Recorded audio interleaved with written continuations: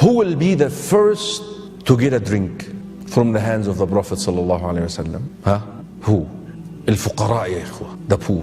But first the poor from the immigrants. But some scholars said all the poor. You see, subhanallah, مسألة يعني Ibn al-Qayyim addressed the subject in his book عدة الصابرين, a beautiful book. He just expounded the question, which one is better in the sight of Allah? الغني الشاكر أم الفقير الصابر? The grateful rich, the rich who is grateful. Grateful, that means what? What grateful means? He knows that this money is from Allah. He does not use it in the disobedience of Allah. He uses it in the obedience of Allah. He pays that use in it, zakatul mal. He shares with the people, he gives sadaqah. Huh?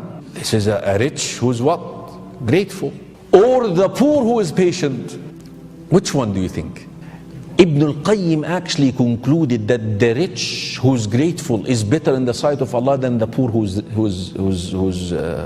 patient. Why? Listen, you get afflicted positively or negatively, right? Huh? You know, when you have a negative test, there is not much that you can do really. But when you have the money, that's really the test. You understand that the poor is poor. I mean, all what you have to do is what? Be patient. ولذلك when they looked at Yusuf's story, which test was more difficult on him? When he was in the bottom of that well, or when he was in the palace of Al-Aziz and this woman is seducing him? Which test was difficult on him? The palace.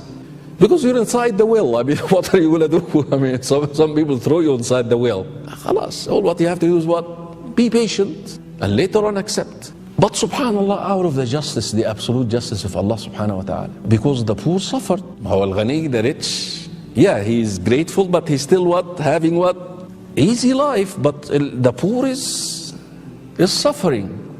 That Allah subhanahu wa ta'ala will make him get two things.